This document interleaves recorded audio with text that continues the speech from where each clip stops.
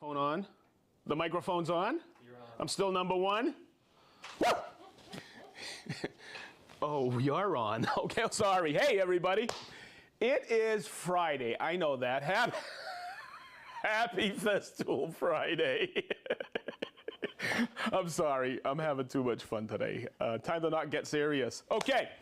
It is Festool Live. That's what we're doing today, right? It's 12 noon? Yeah, it doesn't look. I got to reset my clock there.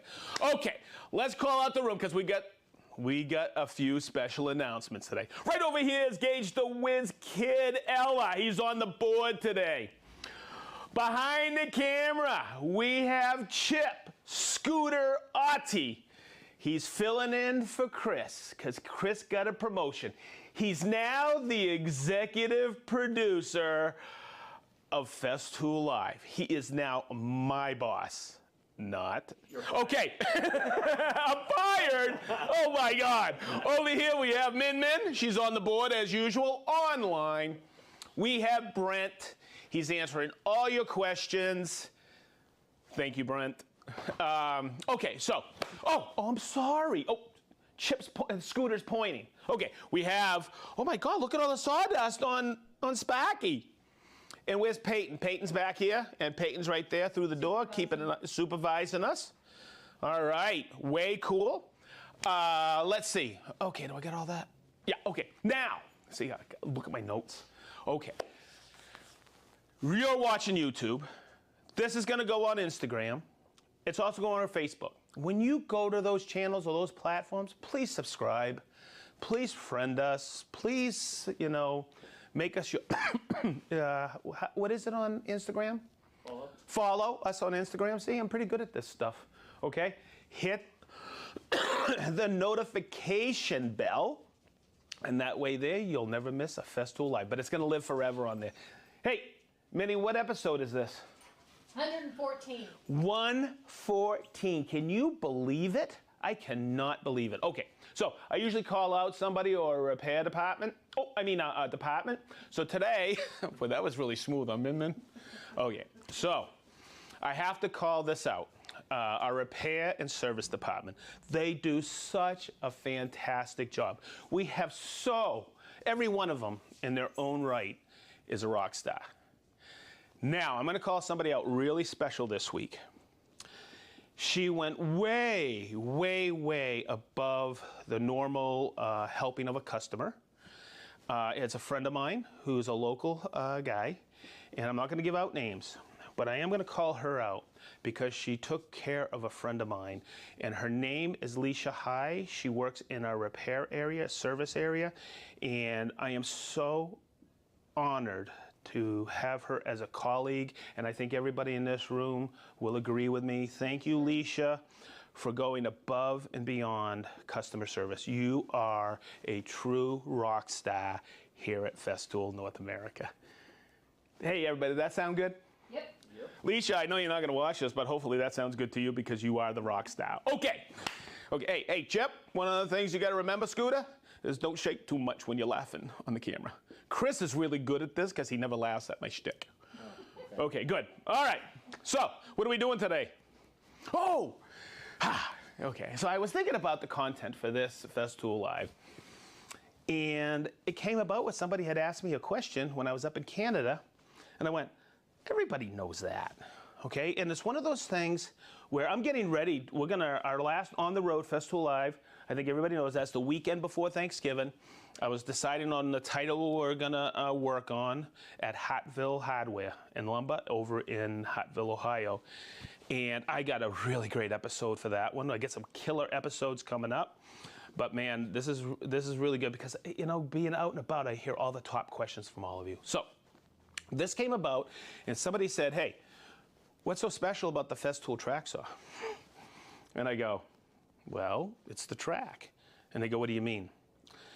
And I talked to that person, and he said, how long can you talk about Splinter Guards today? And I said, she goes, how long is this gonna be? And I go, Minnie, I can talk about this because a lot of people don't understand the whole value of some simple pieces of plastic. I'm gonna take it a step further, not just with the track saw, but with the Carvex. Now, I've covered some of this, I believe, in in other episodes.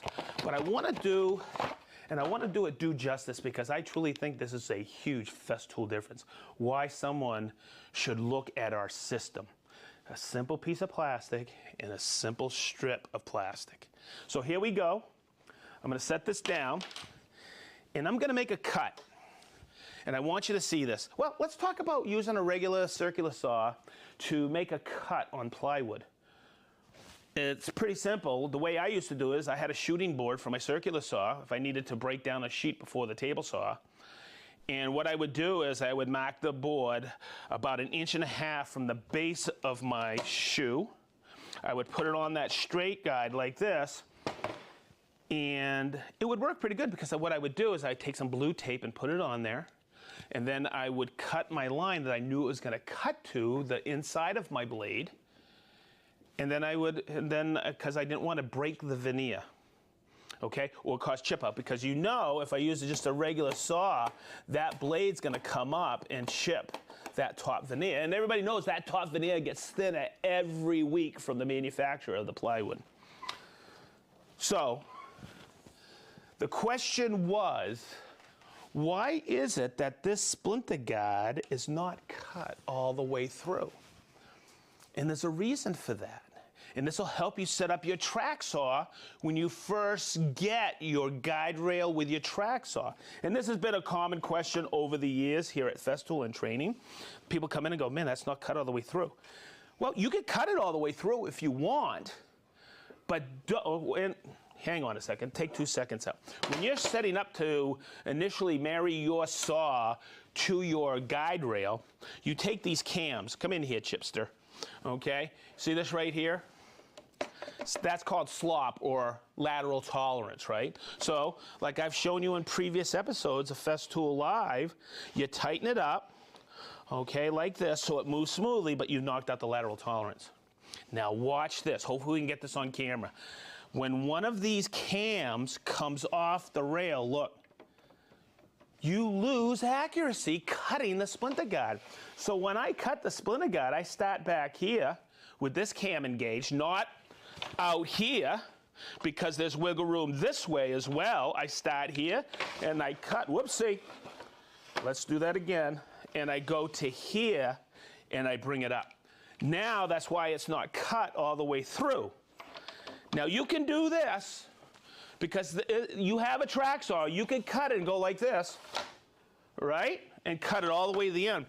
But don't expect that splinter guard to line up on your witness mark.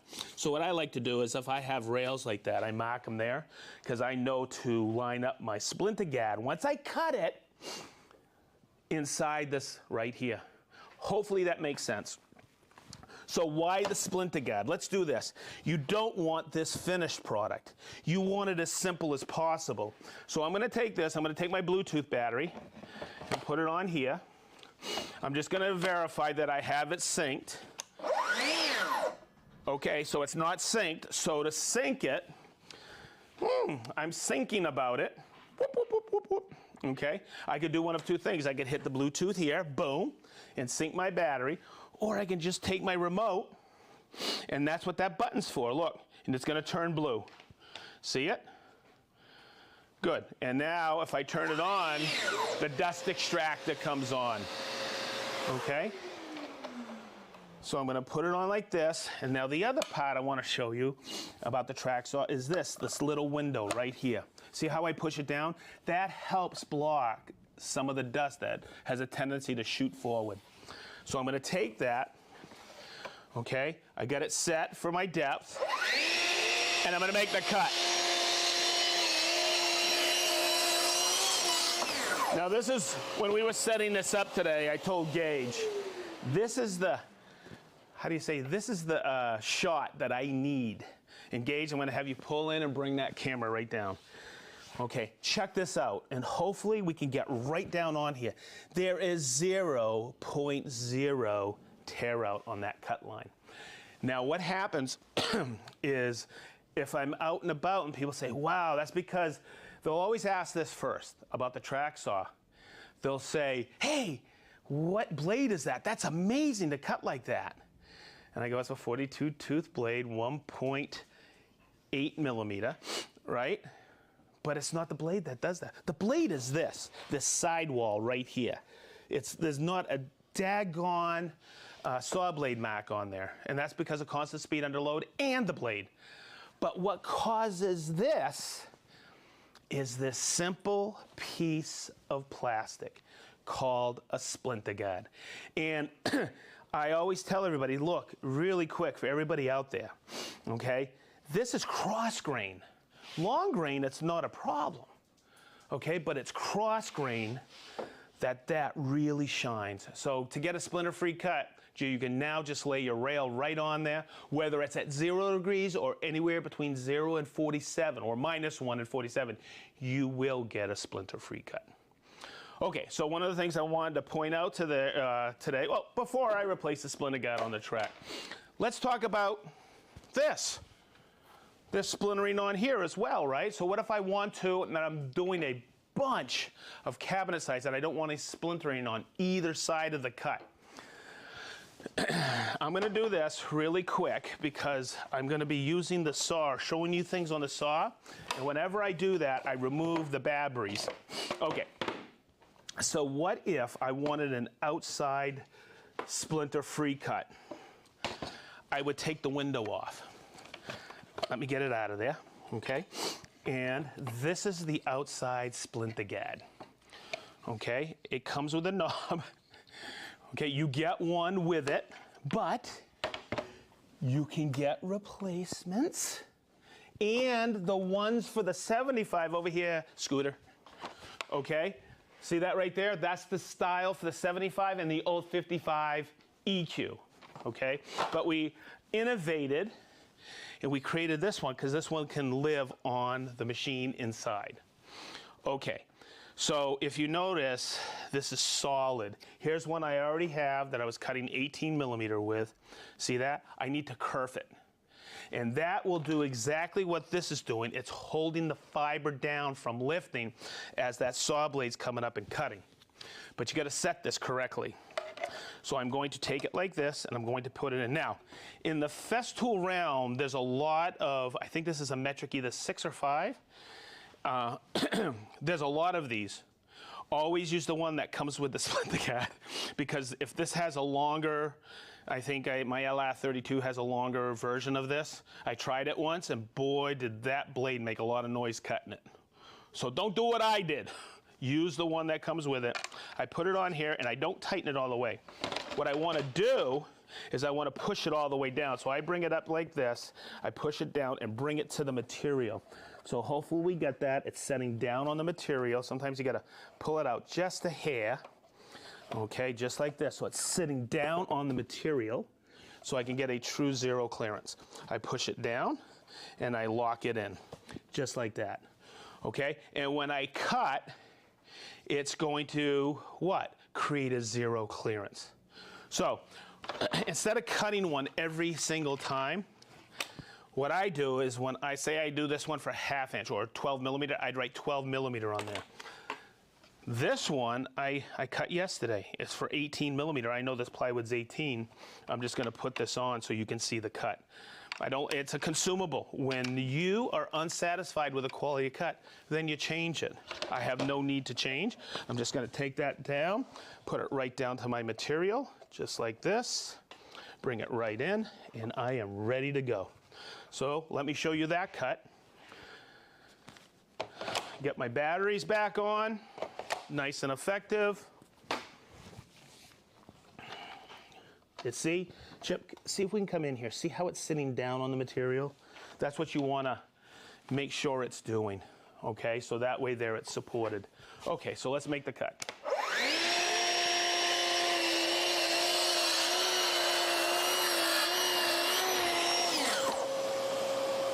And let's get in here, Gage, if you can. I'm going to take my saw, bring it over here.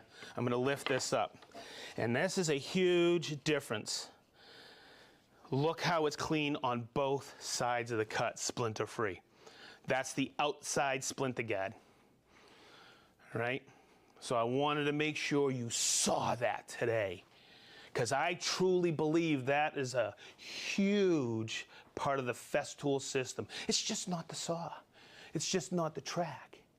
It's the, it's the blade, but it's also this piece of plastic and this simple piece of plastic. So learn how to set that up and you'll be happy. Now, I'm always happy. Hey, really quick, I'm gonna go over it again. See how it's not cut all the way through? When you connect rails, of course it'll be cut all the way through, right? This is how you get, this one I replaced the Splinter Guard. This is ready to be cut. So what I thought I'd do is, I think I've shown this in an episode, but I'm gonna do it again, is I'm going to take my Splinter Guard and I'm gonna bring it in here, because somebody asked me this up at Atlas, is I'm going to cut it a little proud like this, okay? I'm going to set it off this side. This is what the replacement looks like in the box. Okay, so let's get in here so you can see this chip. Come in here. See how this has a little ledge right here? Now somebody out there is probably saying, oh, you don't have to replace it with a brand new one every time. I can take it off and move it out a little. Yeah, you can, and recut it. But here's the situation. You put this down in like Florida or Arizona or any really hot climate, and it's in the van. It doesn't have to be down by the river, but I can't help it.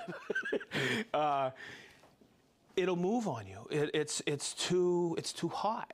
So what I always suggest is, see how I take this and I put it just shy of here, and there's a reason for that. I'm going to take it like this and I'm going to stick it on the guide rail, pushing it up against that aluminum extrusion right there. Okay, and I'm going to bring it in. And the other thing I'm going to do is, you see how this is sticking out like this? Okay, here's what happens. If I take this and go like this, this is going to peel off. Okay, but if I cut it just shy, watch, just like that. I don't need that, because look, I'm not going to cut all the way through, right? Okay, now, here's the other thing. If you notice how I put this on, I went like this, like this, like this, like this. The adhesion is not all the way on the rail. So what I like to do, and you need a Domino XL for this. No, you don't. You need a piece of plywood or a piece of wood, is I'll start right here, and I'll take it like this. It's kind of like a J roller, but I'll take it like this, and I'll bring it like this, and then I'll go back and forth, making sure it's kind of like rolling a countertop, rolling mica out like this, okay, making sure I get contact, that adhesive contact, okay, and there you go. So it's that simple. Now someone may ask, I've had this in my van and these start to peel off at the end. No biggie. Here's a little bit of a hack, something I do. I take a little CA glue, and if it's coming up, I go like this, I put a dab in there and I hold it. I'm in a controlled climate here. It's heated, it's air conditioned. I don't have constant peel-offs with it. This adhesion lasts and lasts and lasts. But if you run into that out on the job site, just a little, you probably have some CA glue. Just put just a little dab on there, hold it, it won't peel off. Hey Minnie, I'm doing pretty good, huh? You are, but is it hard to get that CA glue off when you... Not at all, not at all. So somebody had asked me also this, hey, do you scrape the rail? I don't have to scrape the rail because this part here comes off with that. Okay, I don't use any kind of chemical or solvent to clean the rail. I never have. Now, the old ones, and out and about, I still see them. People have the black rubber strips on there, right? Okay, so what happens is when we would peel those off, you had a bunch of schmutz on there. So you had to scrape it off. And the way I would do it is I would take a blade like this that actually bends, and I would just go like that. Now, if that CA glue's on there, just like that, and it's off. And it doesn't affect a daggone thing on that cut of yours. I hope that answered the question. Okay, let's step over here. I got one more Splinter Guard to talk about, and it's this one. I think one comes with the Jigsaw, or used to. That's why we have these. They're packs, replacement of 20. I wanted to point that out. Now I have a cordless Carvex here. You'll notice the battery is not on there. I'm going to take that battery that I synced to the dust extractor, bring my dust extractor over. La la la la la. Man, it's almost the weekend, baby. Whew. All right. So I put a Carvex blade in here, and let's look at the Carvex blade. This is the FSG, which means it has a very heavy set and it's very aggressive. Well, let's look at the cut that you get with this. Let me get this on here. I got my blade already set on there. I did the carbide guides this morning. You can go to some episode that we did. I think that was the one early on, wasn't it, EP? The unit is known as EP now, executive producer. Okay, so watch. This is the cut that you expect with a jigsaw blade. Look at that. Look at that tear out. That's why you stay away from the line on something like this and you finish it up with a right angle sander or the ETS 125, the right angle sander, if you're making a template or whatever. What I'm gonna do is I'm gonna take this splinter guard. Hopefully we see this. Gage, you got this right here? On here, on the splinter guard, you're gonna notice there's a groove right here. See it? It's on either side. Okay, there's a point on here. That's the one, that point faces out. That's the center line of my blade, in case you need to follow it. Okay, where it goes is on this Nomar base right here. Okay, that's Nomar Garcia Para. Okay, good. Hey, not bad, huh, Chip? Okay, hang on a second. Let me give you a Nomar. Okay, good. Quick Nomar. Chris, you don't even know who Nomar is. Oh my God. Okay, so what I'm gonna do, you see this? See how I have it up against there? We're gonna get this. I'm gonna turn it on just like this. Chip, don't get too close. Okay? And I'm gonna cut it. Okay? So let's do this. Let's compare the cuts. Okay, we have that one. Okay. Then we have this one.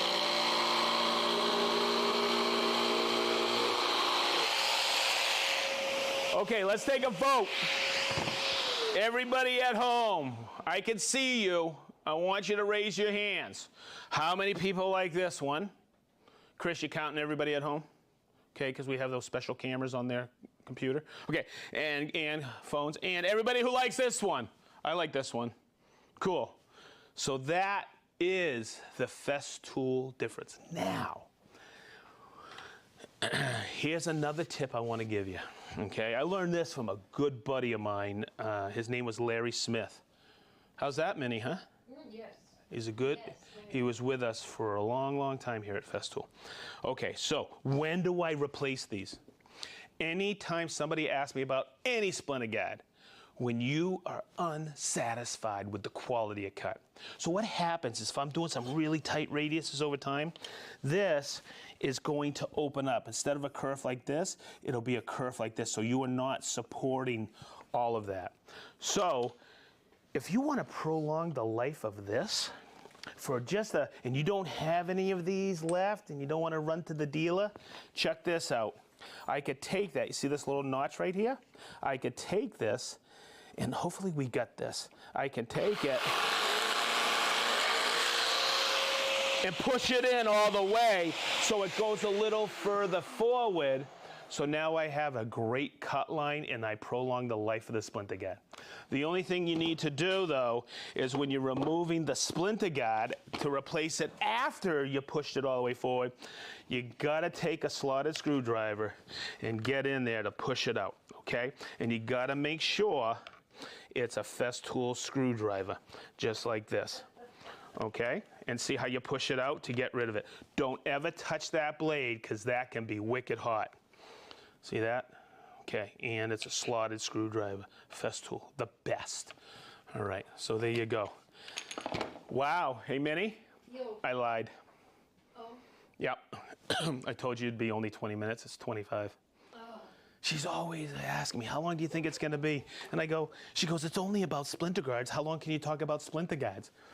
Hey, I wanted to make sure we did a training so you understand the little nuances of them. And I'll say it every time. When somebody says, why Festool? That is one of the reasons. The Carvex with the Splinter Guard. And by the way, it was on the try-on.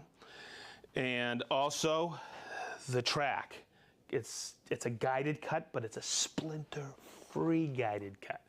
So there you go. All right. So as we always do, holy moly, we got a whole crew today, huh, men? We do. Oh boy, I got to call out some names. I see some familiar ones on here. And especially Rob from Cinnaminson. I'm saying it, Rob. I haven't said it in a while. Cinnaminson, New Jersey. That's how Minnie wrote it. Joe from Watseka, Illinois. Mike M. from Austin, Texas. How you doing, Mike? Doug from Zionsville. We know you, Doug. You were up there with Von Tobel with us, brother. Mike from Perth, Australia. Soren from Denmark. Rob from South Devon, England. Larry from Sun City, West Arizona. You're always there with us. Yazoo. How are you, Yazoo? From Paramaribo, Suriname. How's that? That's a tongue twister, huh? All right, good. Mac from Springfield, Virginia, are always with us. Ben from Betty's Bay, South Africa. How you doing, Ben? George from Naples. Is that Naples, Florida? Yes. Oh, boy. Hey, I hope everybody's doing good down there in South Florida. Boy, we're watching the news up here, and our prayers are with you. Okay. Peter from Melbourne, Australia. Roger from Whitakers, North Carolina. Is it Whitakers or Whittakers? White and whatever. Jay, I know these folks. Chris, you know these folks. Jason and Yana from Granite Falls, Washington. They drove all that way to be with us at Woodcrafters. Okay, how you guys doing? Des from Harrogate, England. Michael from Edmonton. Jason from Fenton, Michigan. John from Vermont. Krimpen and Delek from the Netherlands. Don from Albuquerque, New Mexico. Southern California. Steve from Beers with the Boys. How are you, Steve? Milford, Mass. Warren from Caldwell, Idaho. Portland, Oregon. Rick from sunny Blackpool, UK. Tom and Kelly. I think you've watched every episode. You've joined us for every episode. Mr. St. John Moss, Brian, my brother from another mother from the Bahamas, how are you? We have Eric from Tiffano, Iowa. Robbie Juan that's not his real name. It's Robbie Juan Kenobi from Corinth, Texas. Cool, Robbie. Norman from Los Angeles. Johnny O from Atco, New Jersey. Manuel from Canary Islands. It's Dirk from Dayton. Woohoo! We have Nampa, Idaho. Craig and Tyler. Hey, how you guys doing? We'll see you at Hatville from Wirtz, Virginia. Johnny M. from Memphis, Tennessee. Stephen from Brights Cove. Patrick. How you doing, Patrick? From Strongsville, Ohio. I know who you are. Oh, Leather by Dragonfly. Jeff from Clarksburg, Maryland. Kenneth from Oak Park, Illinois. Sparktrician, Willie, how are you? Russ from Chichester, I know you, Russ. Jared from Ottawa, Canada. We have Yo Larvey, Finland. We have Gary from Beers with the Boys. How you doing, Mr. Furness? Akron, Ohio. Kevin Tahag. Wow, you guys are throwing all these Irish names at me. Kevin, Tarag, Cambu, Shobin, or I think so, and Padraig from Ireland. You guys are warming me up. Yes, in a few weeks, me and the missus are heading to Ireland. It's a lifelong dream of ours. Woo! Dan from Kingman, Arizona. Warren from Batavia, Ohio. Mike and Olivia from Tynesboro, Massachusetts. Dale from Swaddling-Cote, England. Christopher from Malta. Woo! He was there day one with us. Thank you so much, Christopher. Chris from Vergens, Vermont. Virginia Beach, Virginia. Kevin from Santa Clara. Paul from Reading, Berkshire, UK. Wampy from South Carolina. Matt from Newark, Ohio. Woo! Martin from Newquay, Cornell, Cornwall, UK. Oh, sorry, Martin. I hacked that one up. Milwaukee. Woo! It's an Indian name, you know. Chris is laughing. It's Milwaukee, but I call it Milwaukee. All right. Nogats, Arizona. Jim from Marin City, California. Jason from Puyallup, Washington. Naperville, Illinois. Denver, Colorado. Woo! There they are, the Warp Woodsmen. Portland, Oregon. Not Oregon, like I used to say. Pumpkinville, Australia. Love that name. Jan from Denmark. Blake Weber from Novato, California. Monty from Canton, Connecticut. Dan from Whitestone, New York. Mike from Pack Ridge, Illinois.